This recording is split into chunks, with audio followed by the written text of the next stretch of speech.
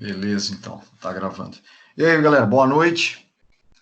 Vamos começar mais um semestre, dessa vez iniciando aí de forma atípica, né? Aliás, a gente já tinha terminado dessa forma o outro e, enfim, acho que pelo menos é uma percepção muito minha. Acho que a gente vai ficar ainda um bom tempo fazendo dessa forma. Não sei se isso é. Deixa eu pegar minha câmera aqui já.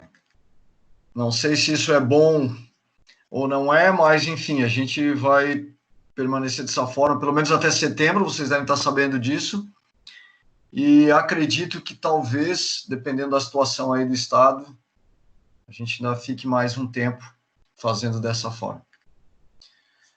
Bom, a minha intenção hoje é a gente falar um pouco sobre como é que eu vou dar o andamento dessa disciplina, qual é o conteúdo que a gente vai ver, o que a gente vai precisar de fato para acompanhar. Isso é importante, então a gente vai bater um papo hoje.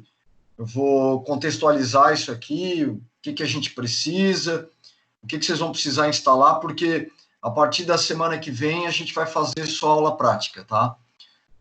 Esse formato aqui à distância não vai influenciar de forma negativa, não tem problema nenhum, porque vocês tendo as ferramentas instaladas aí na máquina de vocês, vocês podem me acompanhar aqui e ficar tudo certo. Então, eu não vejo problema em a gente trabalhar dessa forma remota, especificamente para essa disciplina. Não precisamos de laboratório, as ferramentas que vocês vão instalar aí não são ferramentas pesadas, todo mundo vai conseguir instalar sem problema nenhum, e vai dar para a gente acompanhar sem problema. Então, não vai ser um obstáculo aqui, pelo menos não nessa disciplina, o fato da gente fazer isso remoto, mesmo que a gente tenha que fazer isso durante, sei lá, mais alguns meses, se for o caso. Então, não vejo problema nenhum, tá?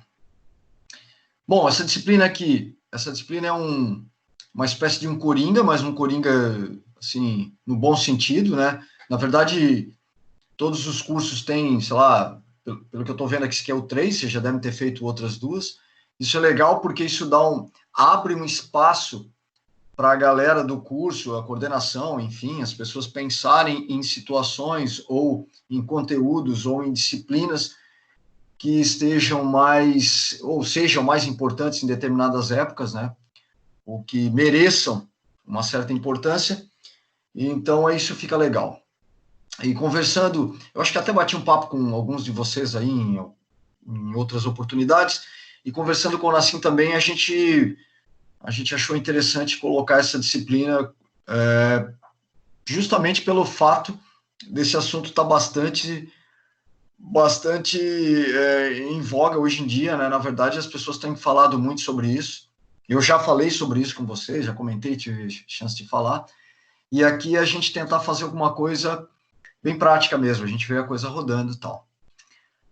Bom, importante, vamos lá, deixa eu passar para vocês qual é a ideia de conteúdo que a gente vai ver, tal, e depois ao longo aqui do bate-papo aqui a gente vai conversando. Por favor, me interrompam aí se acharem necessário, não é problema nenhum. Vamos trocar ideia, vamos conversar, porque é importante que todo mundo entenda como é que a gente vai levar essa disciplina daqui para frente. Bom, primeiro aqui o nosso roadmap, aqui, o nosso plano de voo para esse semestre. Nós temos aqui, então, todas as disciplinas, os conteúdos. Hoje a intenção é a gente fazer aquele bate-papo de introdução, falar um pouco sobre, contextualizar aqui a disciplina, falar da motivação dessa área, né? Eu acho que isso é importante para saber tendência, o que está acontecendo, enfim. Depois, sim, a partir da semana que vem, a gente vai entrar em questões mais práticas. Lembrando o seguinte, é importante, o título da disciplina está falando ali em ciência de dados ou, sei lá, machine learning com Python. Não é uma disciplina, de forma alguma, não quero que vocês encarem essa disciplina como uma disciplina de programação Python. Eu não tenho objetivo aqui de ensinar ninguém Python. Daí alguém vai falar, tá, Max, e aí, cara? Mas eu não programo Python. Você vai usar Python, como é que eu vou acompanhar? Calma. A intenção aqui, o que a gente vai fazer? Por isso que a gente vai olhar, se vocês olharem na próxima semana, no dia 18, a gente vai falar de tipos e estrutura de dados. Mas aquelas estruturas que serão necessárias para que a gente consiga manipular os dados nos exemplos que eu vou trazer para vocês. Então, aquilo que for necessário, a gente vai passar. Vou ensinar vocês, a gente vai dar uma olhada, pelo menos para a gente... Todos vocês aqui têm experiência de sobra aqui, e de conhecimento sobre estrutura de dados e linguagens de programação, que é suficiente para a gente mostrar uma outra sintaxe e vocês acompanharem. Então, na verdade, aqui não se trata de ensinar uma linguagem de programação. Trata-se aqui só de a gente falar de sintaxe, porque todo o background aí de conhecimento, de conceitos sobre estrutura de dados ou tipos de dados, vocês já têm. Então, na verdade, o que a gente vai fazer na semana que vem é abrir aí o nosso ambiente de programação, olhar para as estruturas de dados que nós vamos precisar para trabalhar com os dados e para manipular esses dados ao longo do semestre, e aí isso eu vou passar para vocês. Eventualmente alguém já conhece, não sei qual é a experiência de vocês com a linguagem Python. Quem já conhece, legal, acompanha. Quem não quiser acompanhar também, não, isso aí eu já sei, tá tudo certo.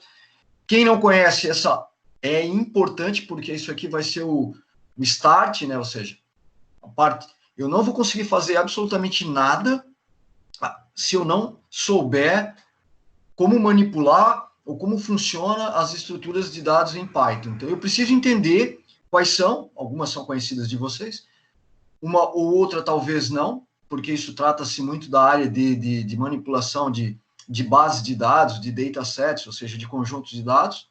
Então, a gente vai precisar aprender. Então, por favor, não percam a aula que vem, que a gente vai começar, de fato, a abrir o nosso ambiente e começar a enxergar as estruturas. Eu destaquei a aula 3 ali, porque essa aula 3, se vocês olharem no calendário, dia 22 não é uma terça-feira. Dia 22 é um sábado. Então, para que fosse possível fechar 20 encontros, né, que é o, digamos assim, é o exigido aí pela instituição, foi colocado no calendário, a coordenação colocou no calendário dia 22/8, que é um sábado. Ótimo. Eu vou postar lá no ambiente, aproveitando isso, vai ser legal, porque a gente vai falar de estrutura de dados, e eu vou postar lá no ambiente uma aula lá no Ava ali, né, no ambiente de vocês, no Moodle, com exercícios sobre essas estruturas. Então, legal, para a gente dar uma reforçada, e aí depois, na aula do dia 25, a gente pode abrir a aula, corrigindo ou tirando dúvida naquilo que for que seja necessário, né? Que senão não vou ficar passando um por um. E, eventualmente, claro, que durante o decorrer aí do dia 18, do dia 22 até o dia 25, vocês podem trocar uma ideia comigo também, a gente vai trabalhando. A gente só tem esse sábado para fechar as 20 aulas, está tudo certo, o resto é tudo na terça-feira. E no dia 20/10, ali a aula 12, que tem o SEMPEX, que é o congresso, seminário, enfim, aí que tem na instituição, e aí, obviamente, que a gente não vai ter aula, porque tem uma programação diferente, e está tudo certo. Como é que vai funcionar a questão das avaliações aqui também? Legal, vai ter avaliação 1, avaliação 2. Essas avaliações são tradicionais, né, individual, enfim. Max, e se a gente estiver ainda no período de aula remota e não sei o quê, ótimo, sei lá, vocês já fizeram isso, o semestre passado praticamente foi o semestre inteiro. Posto lá a avaliação, vocês desenvolvem a avaliação, postam lá na ferramenta, tudo certo. Se já estivermos com aulas presenciais, legal, aí a gente faz a avaliação tradicional, que também vocês estão acostumados. Bom, a gente vai ter uma terceira nota, e essa terceira nota eu estou chamando aí, lá embaixo, nas últimas aulas, onde eu destaquei lá em azul, eu estou chamando aquilo de mini projeto em ciência de dados. Então, o que vai acontecer? Se vocês olharem aí, a gente vai ter... Deixa eu fazer um overview aqui desse conteúdo. Então, a gente vai começar olhando estruturas de dados, né, na semana que vem, Python. Depois eu vou entrar com 2 aulas sobre manipulação de dados. E aí, manipulação de dados, a gente vai olhar uma biblioteca muito legal, mas muito produtiva no Python, para manipulação de dados. É importante porque primeiro eu olho a estrutura, entendo qual é a estrutura, e aí a gente vai começar a manipular essas estruturas. Isso é importante, antes de a gente começar, de fato, a entrar lá nos algoritmos de machine learning, ou enfim, de aprendizado de máquina. Então, a gente vai ver 2 aulas de manipulação. A gente vai olhar para... Na verdade, a gente vai olhar para 2 bibliotecas do Python que são bem interessantes, a NumPy e a Pandas. Então, a gente vai olhar essas 2. Depois, a gente vai fazer 2 aulas sobre análise exploratória de dados. E aí, sim, a gente vai pegar um dataset, eu vou trazer um dataset, 1, 2, 3, enfim, quantos forem necessários, e a gente vai aplicar algumas técnicas de análise exploratória. A gente vai entrar um pouquinho lá em alguma coisa de estatística, vai lançar mão de uma porrada de gráficos. Gráficos são interessantes para fazer análise exploratória, entender o que a gente está colocando no gráfico, enfim, isso vai ser legal. Daí a gente para e faz a avaliação. Max, qual é o conteúdo? O conteúdo que a gente viu até aí, sobre manipulação, sobre estrutura, sobre análise exploratória. Fechou. Na segunda parte da disciplina, aí sim, aí a gente já tem a gente já está com um background legal, aí já montamos uma base de conhecimento interessante, porque a gente já sabe as estruturas, já sabe manipular os dados, já viu análise exploratória, e aí sim, a gente vai começar a olhar regressão linear simples e múltipla, daí a gente já está entrando com os algoritmos. Notem, tudo que eu estou falando aqui é hands-on, tá? É mão na massa, a gente vai estar fazendo, está programando, está olhando o resultado, isso é importante. Eventualmente, claro, que vai acontecer a hora que a gente estiver falando lá de análise exploratória, e a gente vai falar, sei lá, a gente vai falar de um gráfico chamado boxplot. E a gente vai plotar lá os dados no boxplot e a gente vai falar sobre outliers. E aí alguém fala, tá, cara, porra, o que é esse outlier? Como é que eu vejo isso no boxplot? Como é que ele acha? Claro que aí entra uma parte conceitual. Mas aí a gente vai olhar isso sob demanda, digamos assim. A gente está codificando o negócio, olhando o gráfico, daí a gente explica o conceito, se for necessário, que vai ser necessário, e a gente continua. Então, eu vou fazer o contrário, não vou mostrar teoria, e depois a gente programa. A gente vai codificando o negócio aqui e vai olhando a parte de conceitos que forem necessários ao longo aí da evolução do trabalho. Na segunda parte, aí a gente vai fazer um pouquinho diferente. Porque não adianta nada eu chegar aqui com, olha, a gente tem um dataset agora e vamos aplicar uma regressão linear múltipla aqui nesse dataset. Tá, primeiro, o que é regressão linear? O que é regressão linear simples, múltipla? Qual é o objetivo? Enfim, então a gente vai dividir a aula em 2 partes. A primeira parte, a gente vai dar uma olhada. Mas assim, eu não vou ficar aqui falando 2 horas sobre conceitos de regressão linear, não é esse o objetivo. Então eu vou explicar para vocês qual é a intenção, qual é o propósito do algoritmo de regressão linear simples e múltipla, como é que isso funciona, o mecanismo de funcionamento do algoritmo. Aí todo mundo fala, beleza, entendi. E aí a gente vai para o ambiente e aí escreve os nossos algoritmos lá. Na verdade, a gente vai trabalhar para ganhar tempo, para ser mais produtivo. Eu vou disponibilizar, à medida que a gente for passando as aulas, os scripts. Então, na verdade, eu vou entregar para vocês os scripts. O que a gente vai fazer? A gente vai rodar os scripts junto e vai explicando o script. Claro que se alguém falar, não, eu não quero nem baixar o script, eu quero ficar aqui na hora. Beleza, eu vou estar com o script aberto aqui, os colegas vão estar com o script aberto, se você quiser acompanhando ou tentando fazer. O script é um esqueleto. A gente vai rodar aquilo que está proposto aqui no conteúdo. Depois você pode alterar, rodar com outro dataset, modificar. A gente vai falar de gráficos lá, você fala, quero colocar um gráfico agora de... a gente falou de boxplot, agora eu quero colocar um gráfico, um histograma, agora eu quero... Enfim, fiquem à vontade. Aí a gente vai falar, então, de regressão linear, classificação e regressão com algoritmo KNN. Né? Aliás, alguns desses algoritmos a gente falou, inclusive, no último semestre. Tá? Mas a gente não implementou, mas a gente falou. Árvores de decisão, a gente falou sobre isso. E daí vamos falar sobre métodos ensemble, que o Random Forest é um método bastante interessante para trabalhar. Tudo explicando o algoritmo e implementando o algoritmo, vendo o resultado num dataset.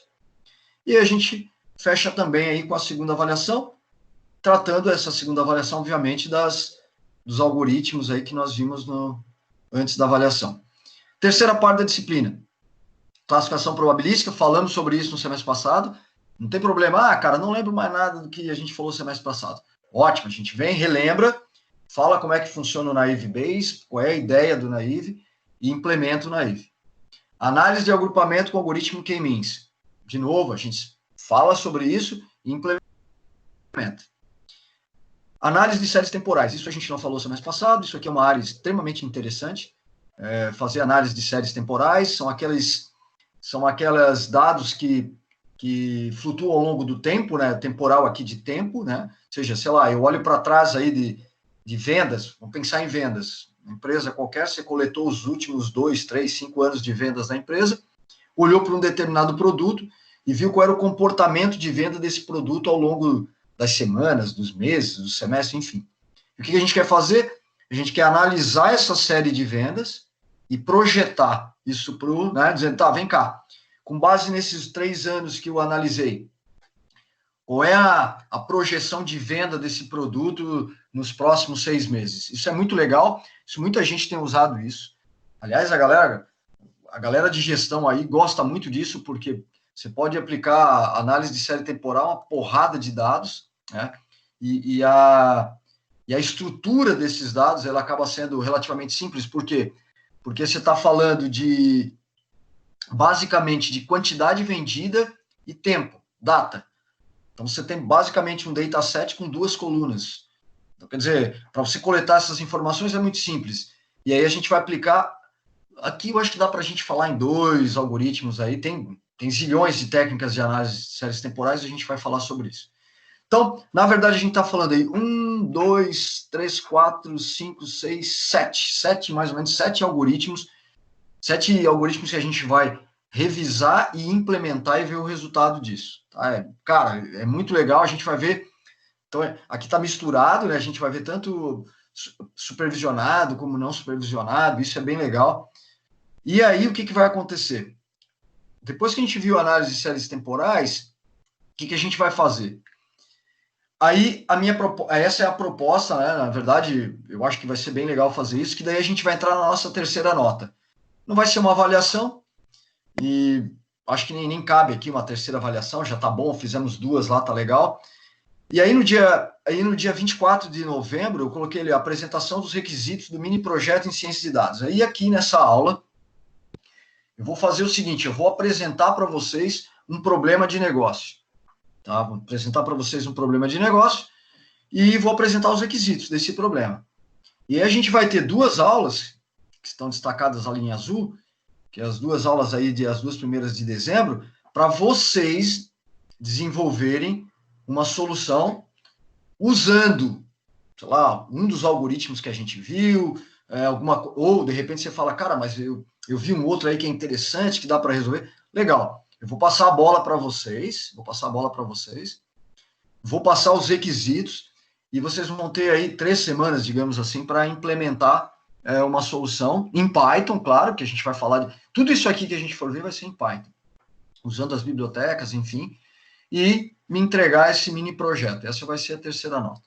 Então, assim, vai ter bastante coisa para fazer, a gente vai ver bastante código, a gente vai ver bastante resultado. Eu quero ver se eu consigo... É possível, eu tenho muitos exemplos de dataset, e a gente usar conjuntos de dados diferentes em cada um desses, até para a gente entender e ver o resultado desses algoritmos usando dados diferentes. Isso vai ser bem legal. E no final, você vai ter a chance de botar a mão na massa e você tentar resolver um problema, que eu estou chamando aqui desse mini projeto, para a gente fechar assim com chave de ouro, dizendo, cara, beleza, você conseguiu resolver, você conseguiu entender o processo inteiro do que a gente está falando. Então, uma disciplina assim, cara, 100% prática, tá? Vou repetir, não vamos ter problema nenhum se o fato de ser prática e estar remota. Eu acho que, na verdade, eu acho que até melhor. Você está na tua máquina aí, você está com a tua ferramenta instalada e não vejo problema nenhum você acompanhar.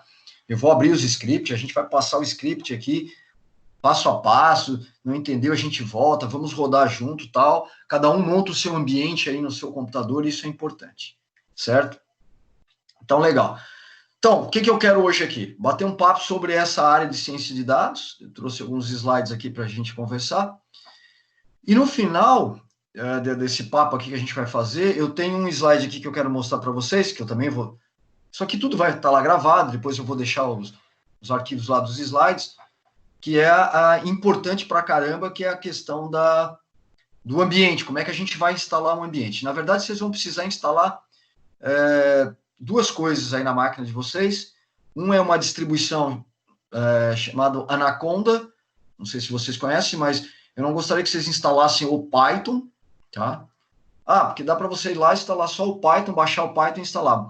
Não, a gente vai usar uma distribuição chamada Anaconda, que quando você usar essa distribuição, ele vai baixar o Python para você e já vai baixar essas bibliotecas todas juntas. Porque se você instalar só o Python, depois vai dar mais trabalho para ficar instalando aí na unha as bibliotecas que a gente vai precisar usar. Então, usando essa distribuição, ele já instala tudo para a gente e aí é tranquilo. E se eventualmente a gente precisar de uma biblioteca que não vem com Anaconda, aí, beleza, a gente faz a instalação na hora, que eu acho que vai acontecer. Até é bom para a gente entender, cara, mas a biblioteca tal não está aqui no pacote, como é que eu instalo? A gente faz, instala. E a outra que a gente vai usar, depois eu vou mostrar para vocês aqui, é o Jupyter. Eu não vou usar nenhuma IDE, tipo um PyCharm, ou outra IDE nesses estilos aí que tradicionalmente a gente usa. O Jupyter é uma espécie de uma IDE, né? Ele é bem simplesão, tal, só que ele é um notebook, que é chamado. Então, à medida que você vai codificando, você vai executando linha por linha e já vai vendo o resultado. Então, ele é muito interativo. E para esse tipo de aula, para esse tipo de propósito aí que a gente quer, isso vai ser muito, muito produtivo. Vai ser bem melhor. Tá? Mas depois eu mostro para vocês.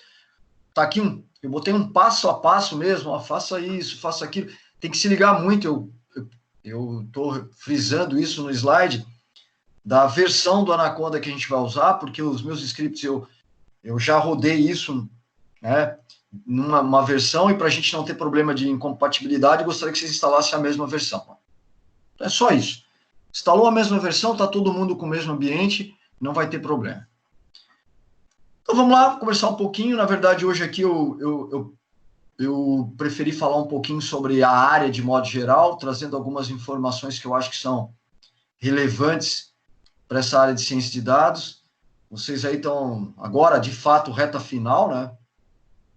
Se não todos, mas eu acho que a maioria de vocês deve estar fechando o curso agora esse ano. Então, assim, toda vez que eu tenho a oportunidade, eu sempre falo isso. Acho que é o momento agora de você, acho que também a grande maioria de vocês já devem estar trabalhando na área. Eventualmente, algumas pessoas já disseram, não, é isso mesmo que eu quero fazer. Outras disseram, não, eu estou aqui na área, mas eu gostaria de fazer outra coisa. E eu tenho certeza absoluta que essa área de ciência de dados é uma opção, né? É uma opção bastante interessante se você quiser, de fato, seguir a tua carreira dentro dessa área, tá? Então, cada vez mais as pessoas estão requisitando gente nessa área, e eu procurei fazer um overview aqui de como é que está isso aqui hoje. Então, esses aqui são dados aí do ano passado, tem a fonte aí, depois vocês podem dar uma olhada. E os caras fizeram alguns levantamentos, tem vários lá, eu peguei alguns, tá? Só para a gente ter uma ideia. Então, hoje, o que os caras estão falando aí, nesse slide aqui, do típico profissional de ciência de dados aí, que a galera estava falando agora em 2019. Então, algumas estatísticas sobre isso. O que é mais importante aqui, nesse esquema para mim, tá? Para mim, o que é mais importante? Primeiro, que me salta aos olhos, e isso é legal. Se vocês olharem ali, em termos de linguagem, eles botaram Python /R 73%, ou seja, 73% das pessoas hoje, segundo essa fonte, isso aqui é informação dos Estados Unidos, tá? Você for, mas não é, mas no Brasil pode ser diferente. Cara, pode ser diferente, tudo bem, mas não destoa muito disso aqui não, tá? Não destoa não. A galera que está trabalhando hoje com ciência de dados aqui não vai destoar muito disso que a gente está falando. 73% do pessoal que está desenvolvendo solução nessa área está usando Python e R, ou Python ou R, tá? Enfim. Então, é uma linguagem que está sendo extremamente utilizada para esse tipo de solução, tá? Para esse tipo de solução, está sendo muito utilizada. Outra coisa importante que os caras levantaram aqui é a questão do inglês, né? Bilíngue, eles botaram aqui. Eu acho que é importante a gente chamar atenção para isso. Faz uns 2 meses eu estava conversando com um colega que conhecia alguém lá, tal, que era muito bom na área, mas os caras estão precisando de alguém que falasse inglês. principalmente se você está pensando em sair do Brasil, mesmo que você vá para um país de língua portuguesa. Eu tenho contato com uma galera ali em Portugal e hoje os caras de empresas em Portugal, hoje está uma porrada de startup em Portugal na área de ciência de dados, tem empresas grandes também trabalhando com isso, que os caras, uma das exigências, não é um diferencial, tá? É exigência, para trabalhar em Portugal, você tem que saber inglês. Isso tem sido cada vez mais evidente aí nas empresas. Então, você, eu vou trabalhar em Portugal, então não preciso falar inglês. Não precisa. Os caras estão contratando, porque o teu contato com clientes de outros países é muito forte, então isso é importante. Aí eles colocaram que, em média, aí,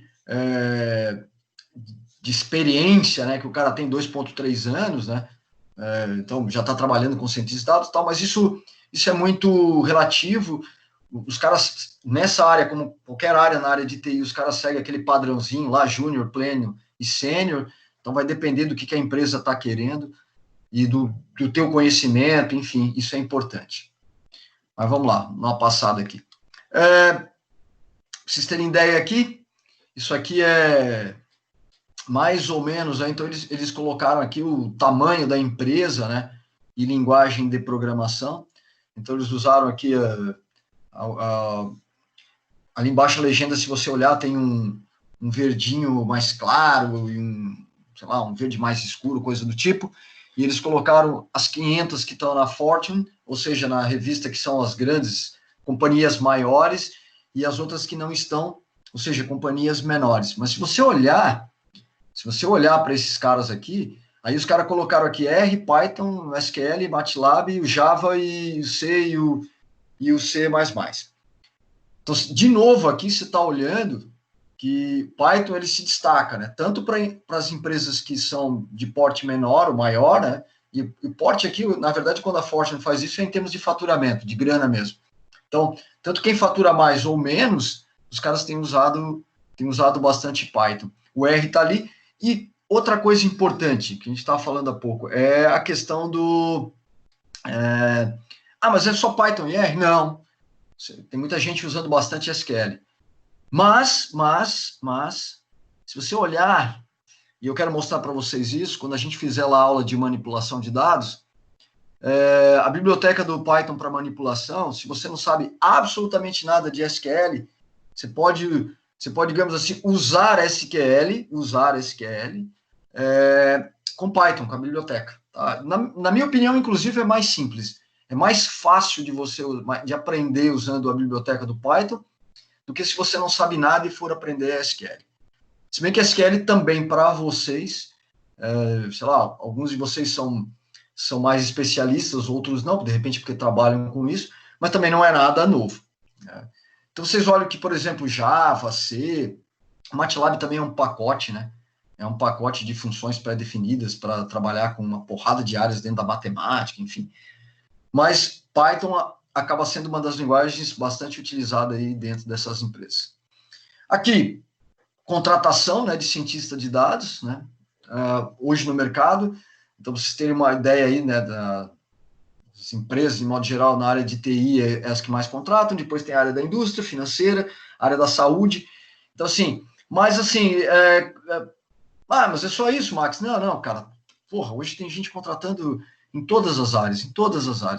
Os caras acabaram destacando aqui, talvez, e de novo, sempre lembrando, isso aqui é Estados Unidos, e é óbvio que eu tenho 43% aqui na área de tecnologia ou de TI, e boa parte dessas empresas prestam serviços, né, para outros ramos de negócio, né, mas hoje, cara, acho que todo mundo está trabalhando com ciência de dados, todo mundo quer manipular os seus dados, quer extrair informação útil dos dados, né, todo mundo está a fim de criar algum modelo preditivo, cara, hoje é pouco provável que o cara fale, eu não quero criar modelo. Todo mundo quer saber ou projetar alguma coisa para tomar alguma decisão, sei lá, mais acertada, ou uma decisão com mais informação. Tá? Então, aqui é só alguns destaques, mas, porra, tem muita coisa aqui para ser feita. De novo, aqui só para, né, agora aqui, não falando de... Lá no slide anterior ali estava falando das empresas por porte, por tamanho, mas aqui é geral. Então, aqui, ferramentas aí, digamos, de codificação, né? Aí vem o Python de novo, R, SQL, MATLAB, Java e o C++, em termos percentuais, né? Então, você vê que mais da metade das pessoas que estão trabalhando, das empresas, de modo geral, com esse tipo de solução, estão utilizando o Python. Isso é interessante. Isso aqui é legal, isso aqui é de uma outra fonte, do Glassdoor, e isso aqui é muito interessante, cara. Aqui tá digamos assim, as skills, né? As habilidades, digamos, de ciência de dados mais procuradas, né? As 10 mais procuradas, que os caras fizeram um resumo em anúncios de emprego, né, nos Estados Unidos. Os caras pegaram os anúncios de emprego nos Estados Unidos falando sobre ciência de dados e viram o que mais os caras estão querendo lá.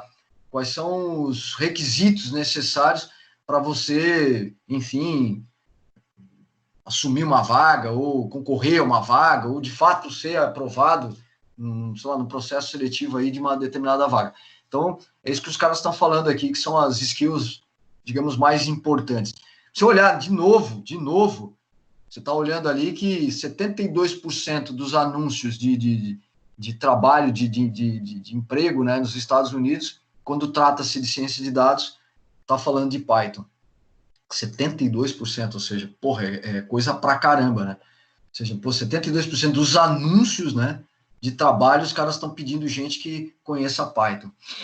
Pois vem o R, SQL, Hadoop, me surpreendeu isso aqui, mas num primeiro momento, quando eu vi isso, eu fiquei surpreso. Depois, não. Eu não sei se vocês já ouviram falar ou conhecem. O Hadoop é um projeto, né? É o Apache Hadoop.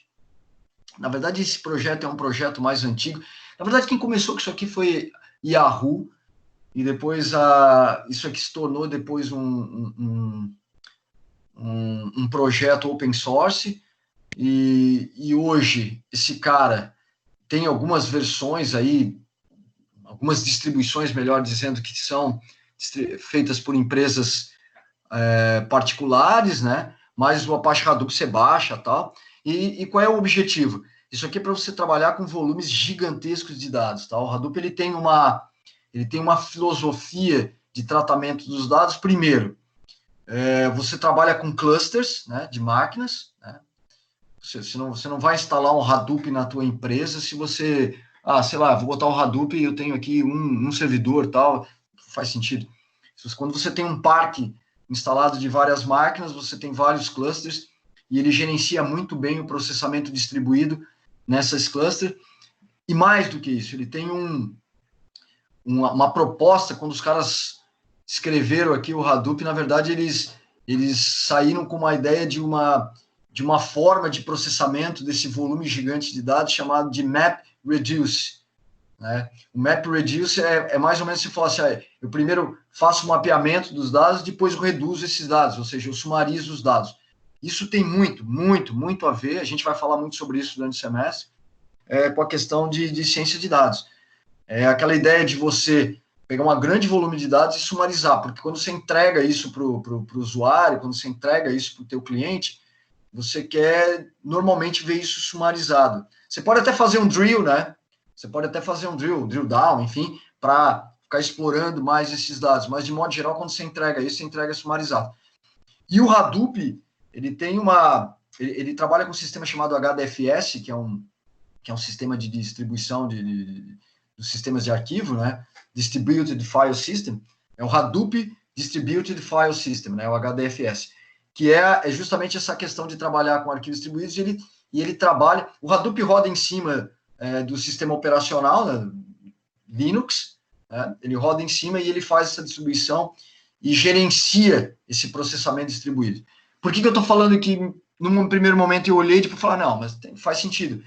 Porque, cara, se você é uma empresa gigante que trabalha com um volume gigante de dados, é praticamente impossível hoje você não utilizar uma ferramenta como o Hadoop. Tá? E aí depois tem todo um ecossistema dentro do Hadoop, né? Porque como os caras desenvolveram esse sistema de distribuição de arquivos, né, de armazenamento, na verdade de armazenamento, ele também processa. Aí os caras começaram a desenvolver produtos que rodam com esse cara. Por exemplo, o Apache Spark, por exemplo, pode rodar junto com o Hadoop para fazer processamento. Aí tem o Hive, que é um banco de dados. Aí tem vários outros do ecossistema desses caras aqui que trabalham junto. O Hive é um banco de dados relacional, que você pode usar um SQL dentro do Hadoop, né, usando o Hive. Tem um ecossistema gigante. Se alguém de você está interessado em entender um pouco mais esse mundo aí de grandes volumes de dados, dá uma olhadinha no Apache Hadoop. Interessante. Aí vem o Java, o SAS. O SAS é uma linguagem para desenvolvimento também, mas ela é proprietária. Acho que talvez por isso ela apareça em 30%. O Spark, ó, que eu estava falando há pouco, o Spark é uma... O Hadoop você pode pensar como um repositório, né, de dados distribuídos. O Spark não é um banco de dados, ele é o cara que processa esses dados, usando também essa filosofia de MapReduce. Só que a diferença entre esses caras é porque o Hadoop ele processa tudo isso em disco e o Spark faz isso em memória. Então, na verdade, aí eu tenho um ganho de performance grande quando eu uso o Spark rodando em cima do Hadoop. O MATLAB é o Hive, que a gente estava falando há pouco. O Hive é um banco de dados relacional que roda em cima do Hadoop. E aí vem algumas ferramentas que não necessariamente... O Tableau aparece aqui, mas o Tableau ele é um cara ali concorre ali com o ClickSense, o Power BI, que não necessariamente é uma ferramenta de ciência de dados, ele é mais uma ferramenta de BI, né? Mas aí apareceu aí e tal, e hoje tem muito disso, né? E quando você posta alguma coisa lá para anúncio de emprego, coisa parecida, em alguns casos meio que essa área de BI e ciência de dados, elas meio que se sobrepõem. Na verdade, elas se complementam, né? Elas se complementam. BI é um processo, ciência de dados é outro. Mas às vezes elas se sobrepõem, o cara às vezes está querendo um cara que desenvolva alguma solução em Python, enfim, mas também, sei lá, ele quer criar alguns dashboards lá, conectando o Tableau direto na base do sistema legado, ou ele tem um data warehouse lá e quer conectar um Tableau lá dentro para o Tableau montar um dashboard para ele, enfim. Na verdade, a gente está falando tudo de dados, né? Então, essa área aqui, para mim, eu já falei isso para vocês várias vezes, para mim isso aqui é extremamente apaixonante, porque você pode tirar uma porrada de informação muito legal disso, e você tem hoje ferramentas bem interessantes e acessíveis, né? E acessíveis. O Tableau é pago também, tá? Tableau, ClickSense, Power BI são ferramentas pagas, mas tem alternativas open source também. O Pentaho é uma ferramenta bem legal para fazer. Sei lá, na verdade, o Pentaho faz tudo, né? Desde a parte de ETL até a parte de a criação do Data Warehouse, Data Mart, até a parte de visualização. Mas, enfim, isso aqui é só para destacar mais uma vez a questão da utilização do Python aí para nós. Bom, só para a gente situar, né? Para a gente entender, isso aqui é um processo, é igual o BI, né? O BI não é uma ferramenta, BI é um processo, né? E como um processo, ele tem algumas etapas, algumas atividades aí dentro, tá? Então, na verdade, o que a gente precisa fazer, e a gente vai passar algumas etapas dessa ao longo do semestre. Por exemplo, a primeira etapa está falando lá do Data Preparation, ou seja, da preparação dos dados, e ela se divide em duas etapas, que é o Data Cleaning e o Transformation, ou seja, é a hora que você limpa os teus dados e faz as transformações. Isso é necessário, né? Na verdade, isso tudo está muito ligado pelo seguinte, você não roda algum algoritmo de ciência de dados no teu sistema transacional. Você não faz isso. Você não pega lá o teu sistema... O que eu estou chamando de sistema transacional? Você não pega, por exemplo, o sistema aí do NIBAV lá, institucional, que você fala lá tem um modelinho de dados normalizado, né? Tem um modelo de dados normalizado para atender o transacional. O que é o transacional? Sei lá, a matrícula dos alunos, a postagem de notas, de frequências, a parte financeira. Bom, todas aquelas transações que tratam do sistema acadêmico, né? Ou seja, acadêmico financeiro, mas tem a ver com o negócio do Unibave, é o sistema transacional. Né? Aquilo ali são transações diárias, inclusive, né? que há um banco de dados por trás daquilo ali, que é um banco de dados normalizado. Perfeito. Quando eu vou rodar, quando eu vou construir um processo de ciência de dados, eu não vou rodar os meus algoritmos nessa base relacional. Não faz sentido.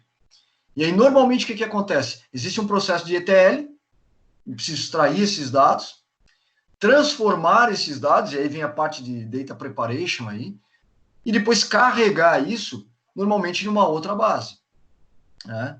Numa outra base, onde aí sim eu vou rodar meus algoritmos de ciência de dados. E aí, nesse processo de extrair os dados do transacional e levar isso para uma outra base, e essa outra base, normalmente, as pessoas, principalmente quando trabalham com BI, chamam isso de data warehouse, né? Eu faço o processo contrário. Eu desnormalizo os dados, né? E acabo criando redundância, mas essa redundância, digamos assim, controlada, porque qual é o objetivo?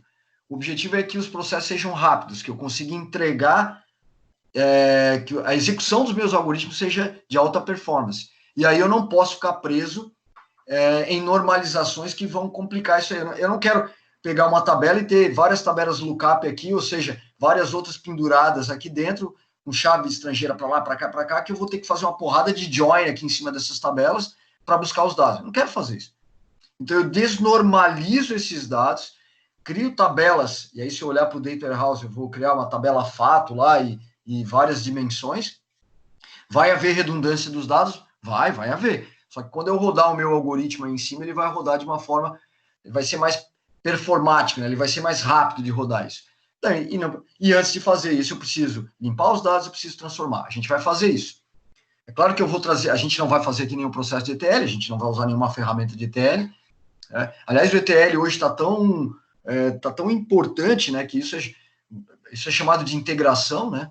Integração de dados está tão importante que hoje você tem especialistas que tratam só da questão de ETL, né? Você contrata caras aí em grandes empresas, eu sou especialista em ETL. Ou seja, você é o cara responsável por fazer a integração dos dados. Por que ganhou destaque isso? Porque tem uma porrada de fonte hoje. De repente você quer, eu tenho que extrair os dados do sistema transacional da empresa, tá, legal. Aí eu tenho mais uma porrada lá de umas planilhas lá que a galera dos departamentos fizeram lá, de Excel. Aí eu tenho mais uns arquivos CSV. Aí eu tenho uma outra base de dados, sei lá, que tem mais uns alunos que estavam e tal. E eu preciso extrair todo mundo, integrar todos esses dados e deixar uma base bonitinha, limpando e transformando para que eu consiga rodar os algoritmos. Então, quer dizer, isso dá trabalho. Então, essa é a primeira etapa. A gente vai fazer tudo isso? Não vai dar tempo, não é o objetivo. A gente vai fazer o quê? A gente vai trazer a gente vai trabalhar muito com CSV, vou trazer os CSVs para cá. A gente pode até trabalhar com alguma coisa de formato Excel, sei lá o que for. Ninguém vai precisar ficar instalando banco de dados na máquina, tal, né? Não é esse o meu objetivo. A gente vai pegar um CSV, mas alguns CSVs desse aqui vão ter sujeiras lá, e a gente vai precisar limpar, vai precisar transformar alguma coisa, derivar colunas, sei lá, a gente vai precisar fazer algumas coisas aí para a gente entender essa parte aí da preparação dos dados. Depois que isso for feito, a gente vai fazer a análise exploratória, que eu já falei, a gente tem uma aula só para fazer isso. Então, Data Preparation é manipulação, a gente vai usar muito isso, Pandas, o NumPy lá do Python. Aí a gente vai trabalhar com análise exploratória. Aí a gente vai usar muito aqui o exploratório, a gente vai usar bastante o Matplotlib, que é a biblioteca lá de criação de gráficos, a gente vai usar bastante isso também. Ali tem a modelagem dos dados. Né? Aí, essa modelagem, quando eu começo a aplicar, beleza. Eu já preparei, eu já fiz análise, já entendi os meus dados, e agora eu vou começar a criar os meus modelos. Aí você pode ver lá, tá? KNN, Decision Tree, Naive Bayes, que são os algoritmos que a gente vai aplicar. E aí, no outro momento, o que você tem? Você tem a visualização, que está chamando de visualização e comunicação, que é onde, de fato, você cria os relatórios finais. Normalmente, isso é visualização, são dashboards, são gráficos, para comunicar isso para o teu usuário final, o gestor, né, o cara que vai tomar uma decisão, enfim. É aí que vem aquela questão de você sumarizar os dados e jogar ali dentro. E aí, as outras etapas, a gente não vai fazer. Não vai fazer o deploy desse modelo. Tá? A gente pode até conversar sobre isso, tá? A gente pode até gerar o objeto, né? A gente vai trabalhar com o Jupyter Notebook ali, um script, mas eu posso até dizer para vocês, aqui você pode gerar um objeto e depois fazer o deploy disso, né? Subir isso lá para uma plataforma na nuvem ou qualquer outra coisa que vale. Dá para você fazer isso, tá? Então, mas a gente não vai tratar do deploy do modelo de machine learning agora, até porque você tem várias formas de fazer isso, enfim. Mas todo esse processo aqui, a gente vai passar, e isso vai ser legal para a gente ter uma ideia do processo de ciência de dados. Isso é interessante. Isso vai ficar legal porque a gente vai usar preparação, a gente vai usar análise exploratória, a gente vai modelar e a gente vai criar algumas visualizações. Isso vai dar uma ideia legal e depois vai ficar só a parte de você fazer o deploy mesmo. E para fazer o deploy, inclusive, dá para... Tem uma ferramentinha legal que... Stream.io. Depois eu posso falar sobre Stream.io, que é uma ferramenta que não é do Python, mas dá para você programar em Python nela e você publicar isso no... Na verdade, ele funciona como um microservidor, você roda lá e você pode ver uma página lá no site, uma página web com o teu modelinho implementado. Depois a gente pode falar sobre isso mais lá para frente. Então, esse processo a gente vai passar e vai ser legal, porque a gente vai passar por todos eles implementando. Mas isso aqui, esse slide aqui eu acho muito interessante, porque dá a ideia de que todo aquele processo que a gente estava falando no slide anterior, ele, na verdade, ele é uma junção da parte, né, digamos aí, de ciência da computação, que tem a ver com desenvolvimento de software, né? Afinal de contas, a gente vai ter que codificar isso, a gente vai ter que botar a mão na massa para fazer isso, e isso é desenvolvimento de software. Tem a parte de matemática e estatística, porque a gente vai focar em modelos matemáticos, vai tratar de métricas estatísticas para avaliar os nossos modelos. A gente vai precisar, tá, esse modelo tá bom ou tá ruim? Não sei, aí eu vou lançar a mão de algumas métricas estatísticas para a gente ver, não, ó, isso aqui tá legal, não, aquilo ali não tá tão bom, então a gente vai precisar, e claro, né, gente, eu tenho aqui conhecimento de negócio, e não faz sentido, né, na verdade não faz sentido em falar sobre processo de ciência de dados, processo de BI, seja lá, desenvolver qualquer tipo de solução, se isso não partir de um problema de negócio. Então, conhecer o negócio, conhecer o problema, isso é fundamental para que eu consiga desenvolver uma solução adequada. E hoje, a grande briga aí no mercado, de modo geral, porra, cara, o resultado não era aquilo que eu esperava. Provavelmente porque você não entendeu o problema, ou seja, você não conhece o negócio. E para conhecer o negócio, você precisa mergulhar para você entender isso aí. Tá? Aqui, nessa disciplina, de novo, não é o nosso foco. Normalmente, quando a gente vai... Como a gente vai partir sempre de um dataset lá, de um CSV, a gente vai... tá aqui, ó, esse aqui é o CSV, tá aqui, ó, os atributos, isso aqui foi extraído de uma base tal, tal e tal, beleza, já está resolvido, e agora o que a gente precisa fazer é criar um modelo preditivo em cima disso. É isso que a gente vai fazer, a gente vai focar nisso. Na verdade, se vocês prestarem bem atenção nisso tudo que eu estou falando, cara, desde o início, todo o processo, isso aqui dá um curso, vai. Isso aqui dá um curso, desde a parte da integração lá de ETL, desde aquela parte lá de integração de ETL, passando pela parte toda de limpeza, transformação, que é parte do processo de ETL, na verdade, né, que é o T lá do Transformation, passando para isso, para uma modelagem, digamos uma modelagem Star Schema, né, que é a modelagem normalmente utilizada aí em Data Warehouse.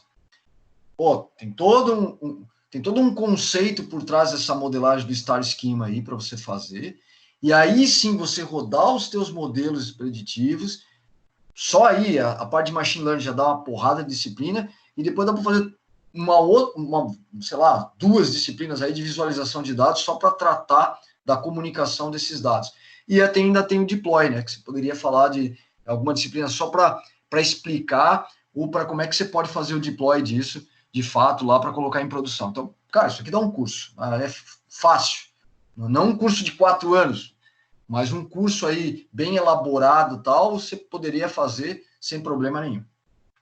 Enfim, tem muita coisa para aprender, muita coisa para ver. Bom, a tempestade perfeita, digamos assim, que é um termo que o pessoal tem usado já há um tempo nos Estados Unidos, né? O que é a tempestade perfeita? É aquilo quando tudo convergiu para que a coisa funcionasse mesmo, né? Apesar do termo dar uma ideia de coisa ruim, mas nesse caso aqui, bom, é uma coisa legal. Ou seja, por que a ciência de dados hoje tem ganho tanto destaque aí no mercado ou no mundo de modo geral? Porque, cara, uma porrada de coisa aconteceu e convergiu, e esse é o momento. Por exemplo, crescimento exponencial do volume de dados, preço baixo do armazenamento de dados e alta capacidade de processamento. Cara, tá tudo aí. Né? Eu tenho um volume gigante de dados, a gente está falando de zettabytes de dados. O preço, o custo hoje de armazenamento, ele é muito baixo em relação que era há alguns anos, e a minha alta capacidade de processamento, né? Hoje eu tenho poder computacional gigantesco. Hoje você em casa tem poder computacional imenso comparado a 10, 15 anos. Um preço muito mais em conta. Então, quando você tem esses três fatores, e esses três fatores no mesmo contexto, né? A tempestade perfeita, digamos assim, aí, cara, fechou. Aí o processo de ciência de dados, ele acabou sendo quase que uma consequência natural disso que a gente está falando. Bom, falando especificamente do Python, só para a gente dar eu não vou entrar aqui em comando, coisa do tipo, não. Só para a gente entender por que o Python ganhou bastante destaque. Tal. Esse site aí, o PyPy, né, o pessoal fala PyPy.org, é o local onde você tem os projetos, as bibliotecas. Essa imagem minha aqui já é uma imagem desatualizada, tá? Se você entrar lá no site agora, você vai ver que tem muito mais projetos. O que significa os projetos? Os projetos são as bibliotecas que estão desenvolvidas e disponíveis no ambiente, nesse ecossistema Python para você utilizar. Não estou falando só de ciência de dados, estou falando tudo que tem hoje disponível no Python. Quando eu fiz o print dessa tela aqui, tinha mais de 179 mil projetos disponíveis nesse ambiente, no PyPy, né, que é a organização lá que mantém o Python, pronto para você lá, cara. Você fala, o que eu quero fazer? Eu quero fazer usar uma transformação, eu quero pegar uma sequência estática e usar uma transformação de Fourier lá na matemática tal, para criar aqui uma sequência que seja, sei lá, ondulatória, sei lá, cara, você quer usar um modelo matemático ferrado? Tem lá, deve ter algum projeto lá. Basta você utilizar a biblioteca que as funções, elas estão prontas, né? Aí você usa a função, tá tudo certo. Claro, é óbvio, a gente vai ficar aqui nas bibliotecas que tem a ver com a nossa área, mas você pode dar uma passeadinha lá nesse site, você vai ver que tem muita coisa. Isso aí tem crescido de forma gigantesca, tá? Então, usar Python hoje, a comunidade é muito ativa. Então, sei lá, é pouco provável que você não encontre a biblioteca que você está precisando ali. É pouco provável, tá? Deve ter mais. Eu ia até dar uma olhada hoje à tarde, acabei me envolvendo com outras coisas, não vi, mas deve ter mais, pode entrar aí para ver. Tá? Aqui é só digamos, uma ideia, né, do que a gente vai falar no Python, já falei sobre isso. Então, a gente vai ver tipos e estruturas de dados, vai ver a parte de tratamento de arquivos, porque eu vou precisar tratar arquivo, eu vou ler um arquivo, né, na verdade. A gente vai ler esses arquivos CSV, um arquivo Excel, enfim. A gente vai falar dos módulos, né, os módulos aqui são as bibliotecas, os pacotes, enfim. E dentro desses módulos eu tenho as funções built-in, né, que são as funções prontas, e lá eu tenho, para cada módulo desse aí, para cada biblioteca dessa, eu tenho uma porrada de funções prontas para mim. E aí a gente vai usar essas bibliotecas, essas funções, enfim, para manipular os dados, e depois para fazer análise desses dados, né? Criar os nossos modelos preditivos, fazer análise exploratória. Basicamente é o nosso roadmap aí para durante esse semestre. Aquele lá é o PyPy, que é a parte da organização que mantém o Python, né? Que mantém o Python, o ecossistema Python. O PyData, que é essa organização, aí sim, essa é uma comunidade que está focada no desenvolvimento de soluções ou de ferramentas, né? Para dados. Ou seja, são ferramentas para dados. Ou seja, então, se você está interessado em manipulação de dados, em limpeza de dados, em transformação de dados, em construção de modelos preditivos, trabalhando com dados, criação de dashboards, visualizações, ou seja, tudo que tem a ver com dados, aí esse é o portal, esse é o local, esse é o endereço que você deve entrar, que aí você vai ter um arsenal de ferramentas para trabalhar com dados, tá? Então, vale a pena. E a documentação é vastíssima, gente. Cara, assim, vou dizer para vocês, Está muito, muito bem organizado isso. Seja lá o que você precisa, a documentação está muito boa, tá? Isso é legal. Dê uma pesquisada lá, dá uma passeada lá, dá uma olhada, que isso é muito interessante. E aí, pegando a ideia no, né, o Python Data, né, que é o Python Data Stack, né, a pilha aqui de desenvolvimento do Python para dados, não é só isso, tá? Esse slide aqui mostra algumas bibliotecas. Nós não vamos ver todas, tá? Nem é possível a gente ver todas num semestre. Nem daria para fazer isso. Mas daqui o que a gente vai ver? Então, olhando para a pilha, né? De baixo para cima, né? Olhando aqui bottom up. Então, ó, baixo aqui eu tenho Python, a linguagem de programação mesmo, o compilador que vai rodar aqui, interpretador, na verdade, né? Que vai rodar para nós aqui. Em cima disso, logo na sequência, em cima, eu tenho o Jupyter rodando, a gente vai usar o Jupyter, que é o nosso ambiente de desenvolvimento. A gente vai usar, então, na verdade, o Jupyter ele vai conversar com o Python aí para interpretar os nossos comandos. E aí eu tenho as bibliotecas, as primeiras, digamos assim, a mais baixo nível, que é o NumPy. A gente vai falar sobre o NumPy, que é uma biblioteca Python para matemática, né? E ela aqui, na verdade, aqui, se você olhar para cá, ela trabalha muito com arrays, matrizes, enfim, a gente vai precisar disso. Muito boa, uma porrada de funções pré-definidas para a gente manipular dados quando a gente usa esse tipo de estrutura de dados, né? Arrays e matrizes, muito bom, NumPy. O Matplotlib, que é a biblioteca para gráfica do Python, aliás, excelente. Você pode criar visualizações incríveis aí usando o Matplotlib. O SciPy a gente não vai ver. Talvez uma outra coisinha do SciPy, que o SciPy é mais científico, né? Mas, não sei, eu acho que não vai ser necessário. Daí ele já é mais voltado para a área científica. Não é o nosso caso aqui. Aí subindo, aí você tem o Pandas, e aí sim, o Pandas, porra, show de bola esse Pandas. O Pandas é uma biblioteca para manipulação de dados, né? A gente vai usar isso aqui. E aí que eu vou mostrar para vocês aí que se você... A gente pode até comparar e depois vocês tirem as conclusões de vocês entre SQL e o Pandas, tá? Você pode usar SQL dentro aqui, na boa. Mas eu vou te falar, o Pandas, ele é mais simples. Opinião minha, enfim. O Xarray, esse a gente não vai usar. O scikit-learn, na verdade, o scikit-learn é uma biblioteca gigante que está cheia. O scikit-learn, na verdade, é onde tem todos os algoritmos que a gente vai precisar usar. Então, eu quero usar o Naive Bayes, tá lá no Random Forest, Decision Trees, K-means, KNN.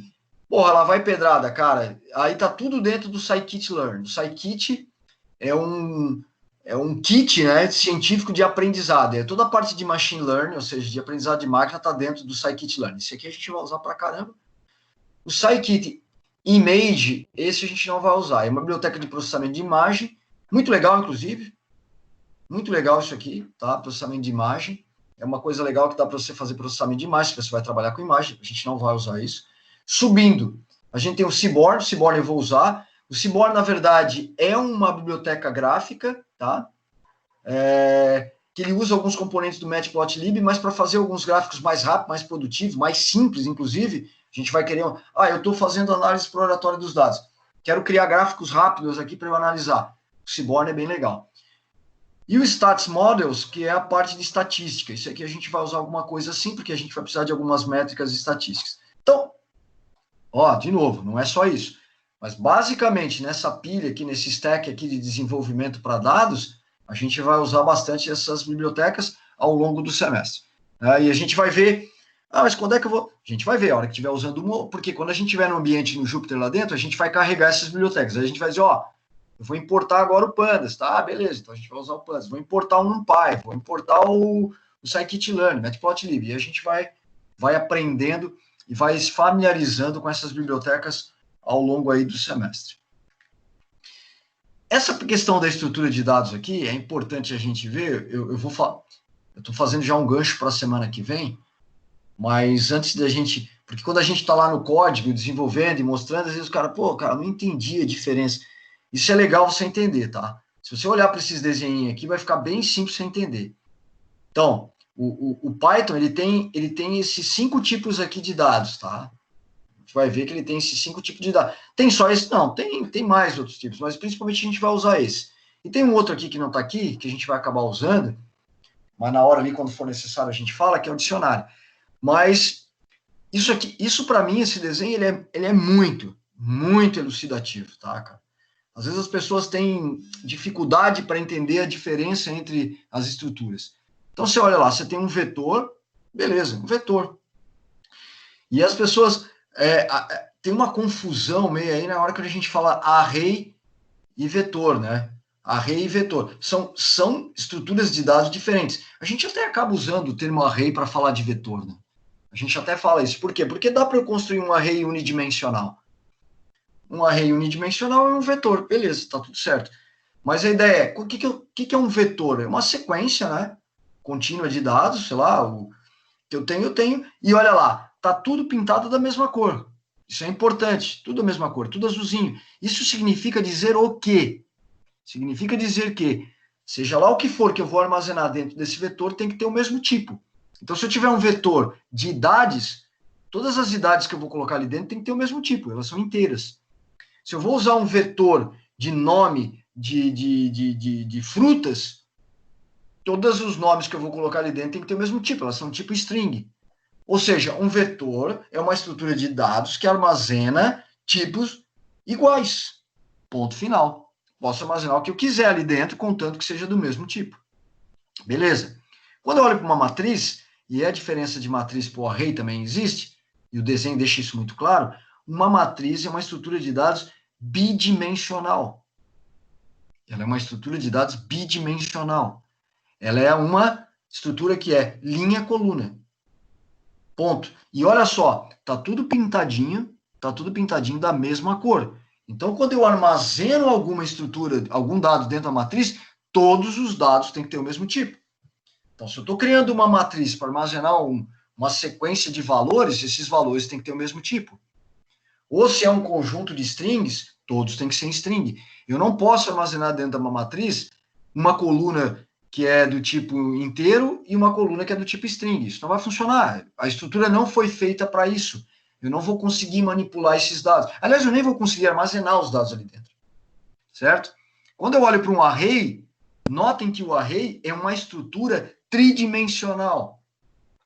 E aí eu não fico mais preso a 2 dimensões como eu tenho na matriz. Né? Um array eu posso ter 3 dimensões, 4 dimensões, e aí vai subindo. Ou seja, aí eu já tenho uma estrutura n-dimensional. N-dimensional. A matriz é bidimensional. E notem que também ela está toda pintada aí de azul. Seja lá se você tem 3, 4 dimensões aqui nesse negócio, todos os dados que forem armazenados aqui dentro, necessariamente, tem que ser do mesmo tipo. Isso é importante. Então, vetor, matriz e array. Gravem isso, cara. Quando a gente estiver trabalhando lá, a gente vai usar o NumPy para manipular esses caras, e é importante que você entenda, ó, criei um array aqui, cara. Ó, mas esse array tem 3 dimensões. Ah, legal, entendi. Ó, isso é uma matriz. Ah, uma matriz, 2 dimensões. Um vetor unidimensional. Mas olha embaixo ali que eu tenho um data frame. Ô, Max. Opa, fala. Tens algum exemplo de um conjunto de dados que usa a estrutura array? Não, não consegui Tenho. muito bem assim. Tenho. A gente pode criar, por exemplo, você pode, por exemplo, pensar, né? Olha, você está olhando aqui, você tem um cubo ali, né? Sim, Você tem um cubo ali, da mesma dimensão. O que a gente pode fazer? A gente pode criar 3 dimensões. Na verdade, assim, ó, falar aqui agora vai ficar meio no limbo. O legal é quando a gente construir um array desse, lá na ferramenta, e depois olhar os valores como eles foram separados. Aí você vai ter a ideia, dizendo, tá, essa aqui é a primeira dimensão, essa aqui é a segunda dimensão e essa aqui é a terceira dimensão. E eu estou armazenando esses caras ali dentro. Mas a gente vai chegar lá, eu acho que vai ficar mais claro para ti. Num primeiro momento, você enxergar que você pode. Quando eu tenho linha e coluna, você pode armazenar os dados numa linha e numa coluna. Né? Então, se eu olho lá para a posição, sei lá, 0, 1. Python de novo, né? Aqui a questão do Python, né? O Python, a numeração lá do vetor começa do 0, né? Então, 0, 1, 2, 3, enfim. Eu tenho a posição 0, 1, então você sabe, linha, coluna. Linha 0, coluna 1. Linha 0, coluna 1. Beleza, é isso que eu posso fazer. Quando eu estou falando de um array, eu tenho 3 informações para acessar o meu valor. 3 informações para acessar o meu valor, que é como eu tenho ali no cubo. Eu tenho que dizer qual é a linha, qual é a coluna e qual é a dimensão, porque se você tenta olhar para aquele desenho do array e ver se você não enxerga 3 matrizes, uma acoplada na outra. Vocês conseguem enxergar isso aí? Olha para o desenho da matriz aí no meio, tá? Desenho da matriz. É uma 3x3. Agora, quando você olhar para o array, você enxerga uma 3x3, no meio tem outra 3x3 e no final tem outra 3x3. Sim. Beleza, né? Olha lá. Agora o detalhe é o seguinte. Eu posso dizer o seguinte, ó. Ele está na linha 2, na coluna 1, e eu ainda tenho mais uma informação que eu vou dizer que é a terceira dimensão, porque eu estou olhando isso como se fosse um cubo. Normalmente isso aqui é complicado, né, para gente que trabalha com matriz o tempo todo, porque provavelmente vocês trabalham com matriz o tempo todo, quando vocês precisam usar. Mas a gente vai ver isso funcionando um array ali, tá? É necessário trabalhar com array? Às vezes você fala, não, eu consigo resolver isso com a matriz. Mas em alguns casos você fala, cara, aqui um array vai ser interessante, ele vai me dar uma ideia bem legal disso. Na verdade, cara, se você... O array, eu costumo comparar ele como... Ele é um cubo, né? Quando você trabalha com ferramentas que fazem análise de cubo, não sei se vocês já viram ferramentas que fazem isso, que chamam de cubo OLAP, é mais ou menos a tabela dinâmica lá do Excel. Não sei se vocês já trabalharam com tabela dinâmica lá no Excel. Se você nunca trabalhou, vai lá e tenta montar uma tabela dinâmica lá no Excel, que você vai enxergar, você vai ter uma ideia de um cubo lá. Você vai ter uma ideia de 3 dimensões. E isso é interessante. Se você está trabalhando na planilhinha tua do Excel, você está trabalhando uma matriz, linha e coluna. Quando você trabalha com tabela dinâmica lá no Excel, aí você está trabalhando com array. Quem nunca trabalhou, dá uma olhadinha lá em tabela dinâmica, mas a gente vai ver aqui também. Só para tirar a dúvida, entra no Excel e tenta montar uma tabela dinâmica lá para você ver. Ele vai deixar você ficar montando sobre várias perspectivas ali o teu conjunto de dados. Tá. Ô, Max, só que, como tu falasse ali, ele existe a linha e a coluna. Só que um cubo ele é composto por 1, 2, 3, 4, 5, 6 lados. Como é que eu vou definir qual é o primeiro lado e qual que é o último lado? Você tem mais uma informação, né? Sim, exatamente. Isso. Quando tu passa para a matriz, tu passa linha e coluna. Ali tu vai passar 3 valores. Linha, coluna e o lado do cubo. Ah, tá.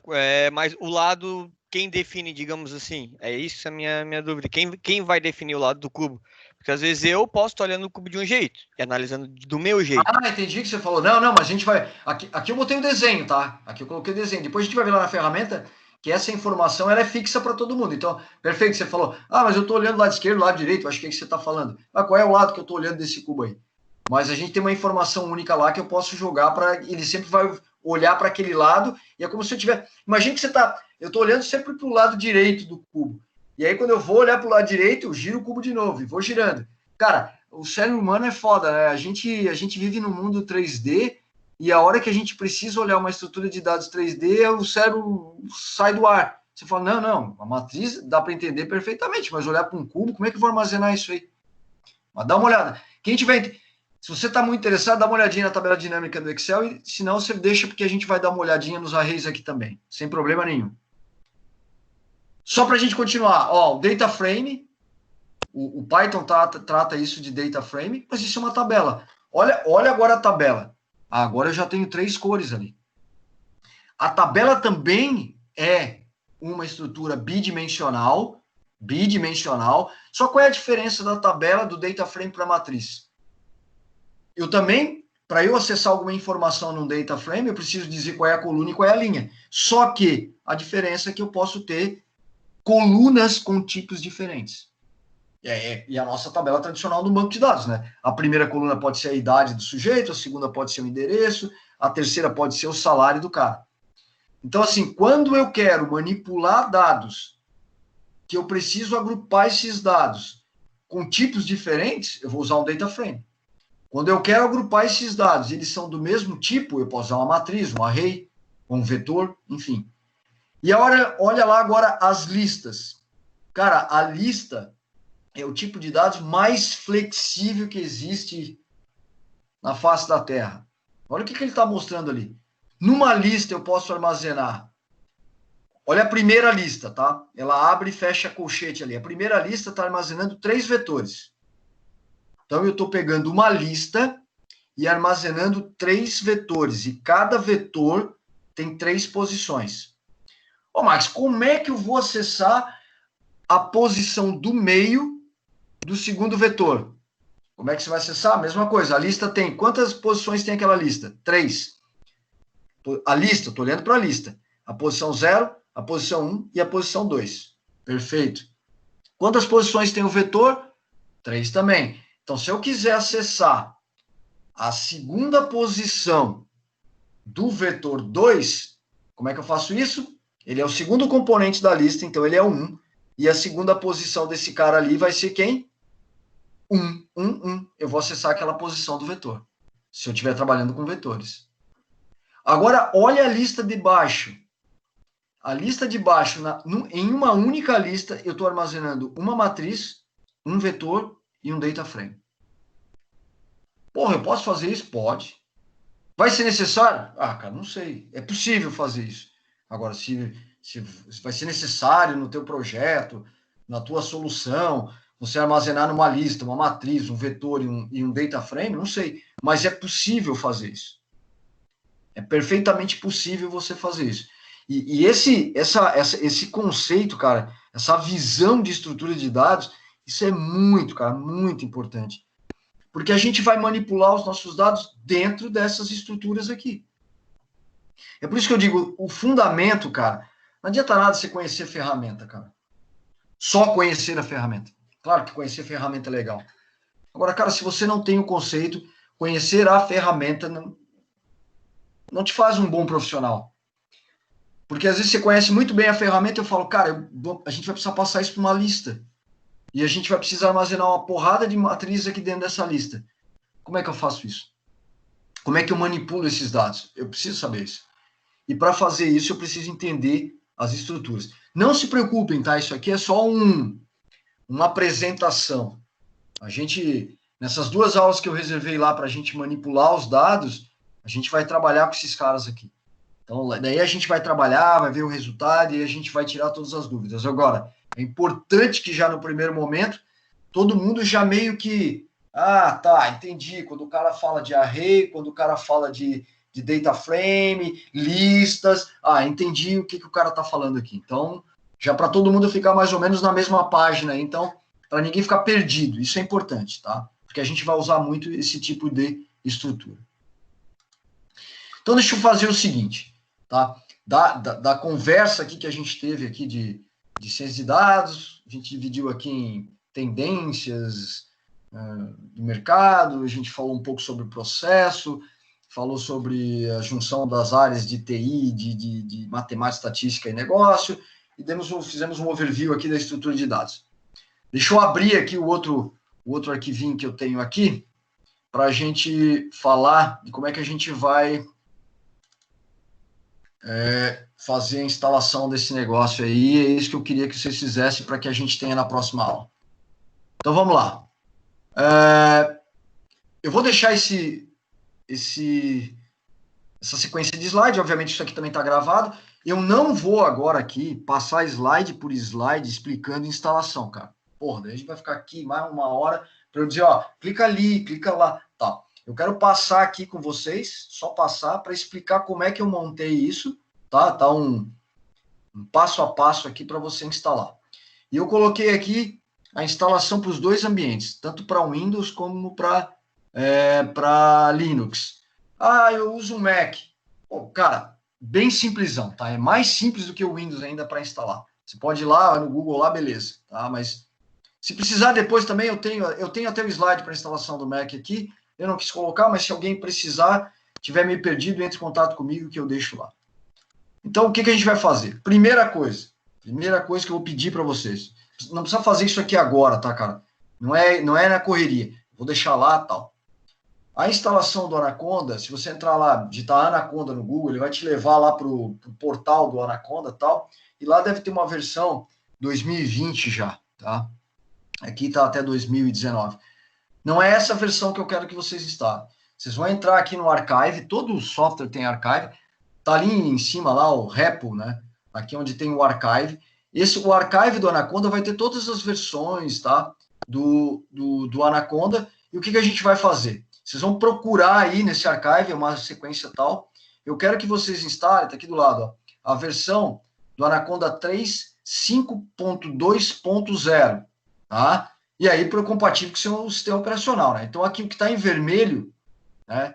Ali, se você notar ali que está em vermelho, é compatível aí com o Windows. Então, tem o Anaconda 3 5.2.0 para o Windows 64. Então, se a tua máquina está rodando o Windows 64, beleza, tá? Então, você vai rodar o Anaconda 3. Se a tua máquina é um Mac, então você vai usar, tá lá, tem o Mac OS X. Se a tua máquina é um Linux, você vai usar a mesma versão do Anaconda daí para Linux. Então, verifica qual é o teu sistema operacional, tá? E instala, baixa, né, na verdade, aí, o arquivo aí do Anaconda 5.2.0. Por que eu estou falando isso? Porque esses scripts, eles já foram montados, eu testei todos os scripts, está tudo rodando, então eu tenho certeza que não tem nenhum problema nesses caras. Então, eventualmente, você foi lá, e isso é um dos problemas que muita gente levanta com a questão de soluções open source, né?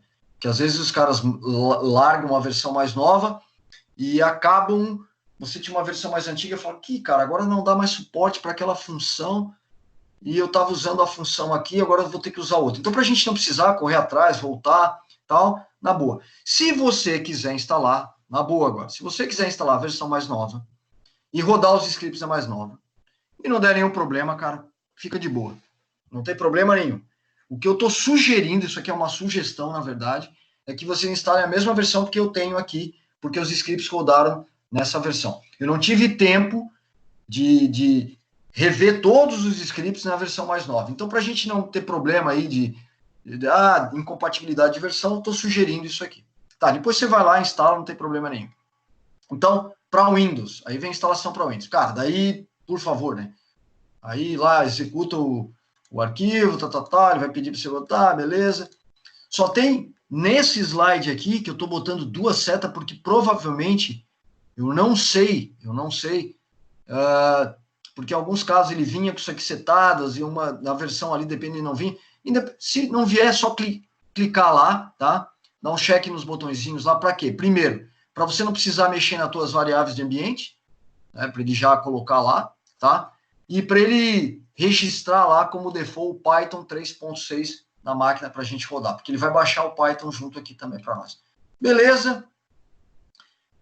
Não é necessário instalar o VS Code. Ele vai perguntar para você se você quer instalar. Não é necessário, não vou usar esse cara. Tá? E então lá, tá instalado, bonitinho, sem problema nenhum. Como é que eu testo para ver se esse negócio aqui está funcionando ou não? Sai lá pro prompt lá do teu Windows, vai lá e digita lá Python. Tá? Digitou Python, rodou Python versão 3.6.5, bonitinho, tal, e abriu o promptzinho do Python, o Python está instalado. Acabou, está resolvido. A tua distribuição Anaconda está instalada, e mais do que isso, melhor do que isso, ele instalou o Python e aquelas bibliotecas Pandas, NumPy, Matplotlib, já foi tudo aí no pacote, a gente não vai precisar se incomodar em ficar instalando depois disso. Tá? Então, por isso que eu estou sugerindo para você instalar a versão, a distribuição Anaconda. Beleza, fechou? Tá, instalamos as bibliotecas e o Python. Depois disso, você sai do ambiente, eu até coloquei ali, como é que eu saio do Shell, né? Porque isso aqui é o Shell Python. Exit, abre e fecha parênteses, saiu do Shell. Depois disso, com o Anaconda instalado, a gente vai precisa instalar o Jupyter, que é o Jupyter Lab, que é o nosso laboratório lá, digamos assim, o nosso notebook lá que a gente vai escrever os nossos códigos. E aí o próprio Anaconda, ele vai instalar isso para você, porque você já tem a distribuição. Daí o comando está lá. E aí eu botei o comando lá em cima, lá na telinha lá de prompt, e coloquei o comando também aqui embaixo. Então, se eu vou digitar conda install, né, passo o parâmetro "-c", a gente vai usar o Forge, né, do repositório lá do Anaconda, e lá você vai mandar instalar o Jupyter Lab. Pronto, instalei o Jupyter Lab, tranquilaço, sem problema nenhum. Instalou, o que você vai fazer? Você vai digitar Jupyter Notebook. Beleza. Digitou Jupyter Notebook, o que vai acontecer? Ele vai abrir no prompt, no browser para você. Tá? Localhost, beleza. Chegou nessa tela aqui, abriu o browser para você. É isso aqui que a gente vai usar. Tá o Jupyter instalado, beleza. A gente vai usar esse cara aí. Tá? Na verdade, o que a gente precisa, então, é só da distribuição Anaconda, com Python e as bibliotecas instaladas, e depois do Jupyter, usando a própria distribuição, né, do Anaconda, a gente vai usar esse cara aqui. Então, na verdade, o que foi feito? A gente simplesmente veio e instalou o Jupyter. E aqui no Jupyter, ele vai abrir no prompt. A gente vai usar, de fato, a gente vai rodar tudo no prompt, no browser. A gente vai rodar isso aqui no browser, tá? Sem problema nenhum. Fechou isso aqui, está instalado no teu ambiente. Para a semana que vem, você está tranquilaço, não tem problema nenhum, tá? Tem uma alternativa a isso? Tem. Não quero instalar nada. Não quero instalar nada. Tem o Google Colab. Colab de collaboration. Se você botar Google Colab, ele tem um ambiente na nuvem Google que tem o Jupyter lá e você pode rodar sem instalar absolutamente nada na tua máquina. Ô, Max, então para que eu não... Cara, legal, dá para fazer. Tem algumas configuraçõezinhas que a gente vai precisar fazer na hora que a gente for rodar alguma coisa. Então, para evitar isso, e para você ter um ambientezinho instalado, cara, isso não é nada pesado. A minha sugestão é que a gente utilize isso local. Instala lá a distribuição para você, bota lá o Jupyter para a gente trabalhar, que vai ficar tudo tranquilo. Certo? Bom, aí, para encerrar, na verdade, aqui, fechar a aba no browser, eu fecho a aba e dou um Ctrl+C aqui, ele termina. Tem um detalhe, tá? Tem um detalhe. Deixa eu voltar aqui. Pode acontecer, importante, tá? Vou frisar isso aqui. Pode acontecer que na hora que você terminou a instalação do Jupyter, na hora que você digitou Jupyter Notebook, na hora que ele abrir o browser para você, ele não abre essa tela aqui do Jupyter e fica pedindo um token de acesso. Pode acontecer. Se ele pedir esse token de acesso, na hora que você digitou Jupyter Notebook, ele vai carregar e vai carregar isso no teu browser.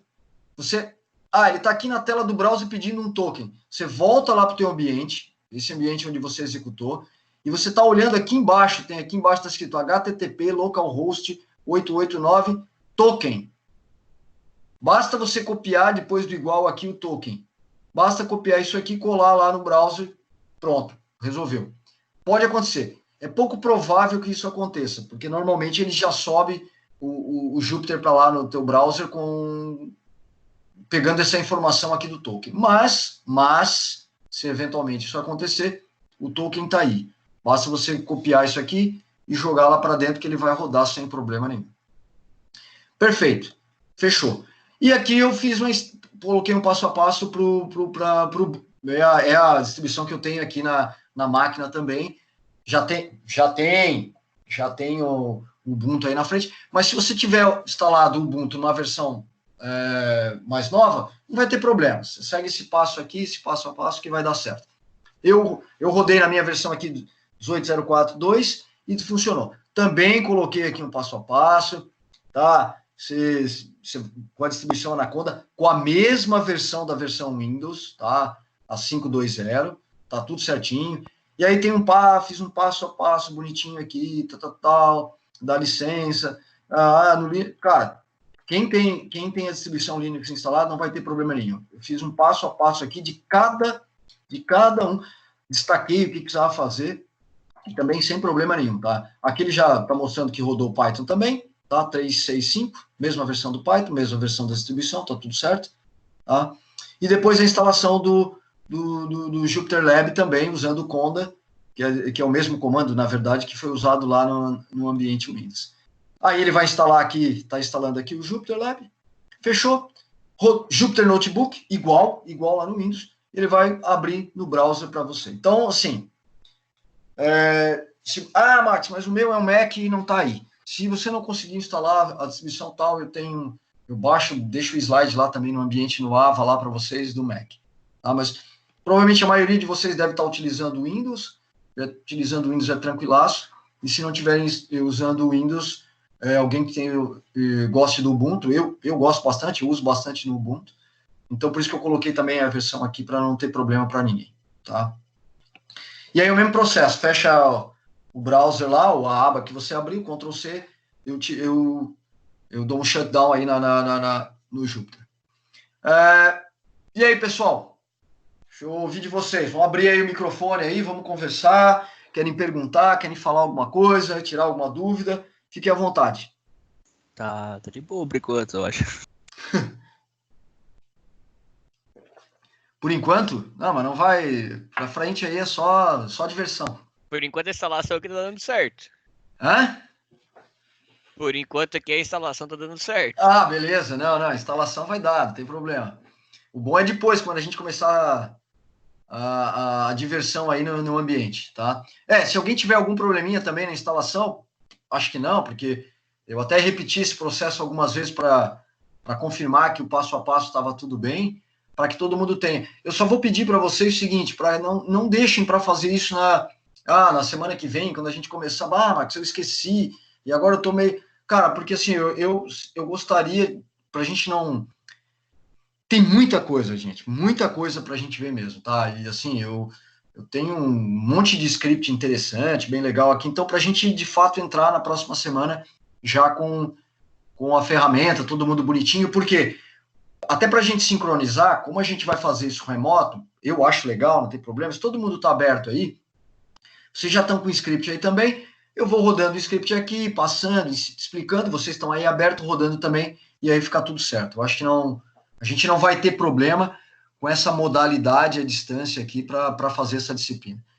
E digo, na verdade, o que eu falei no início, na minha opinião, vai ser até melhor, talvez remoto, do que talvez se fosse presencial e, enfim, não sei.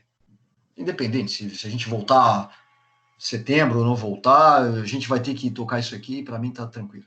E aí, mais alguma coisa? Vamos lá, vamos conversar. Ou tá tranquilo para todo mundo, tá tudo bem? Já posso estar lá para a gente ir instalando aqui. Beleza, então vou fazer o seguinte. Já aproveita, Max. Aqui já baixou, já estou instalando, já para engatilhar hoje. Então, beleza. Então, vou fazer o seguinte. Então, esse era o assunto de hoje, só para a gente contextualizar e fazer a instalação. Eu vou encerrar a gravação. Deixa eu encerrar a gravação aqui. Porque aí o que a gente vai fazer? Eu vou postar lá no ambiente para vocês esses slides e a gravação vocês já vão instalando. Eu acho que daí fica melhor. Pode ser, só estou pela espera dos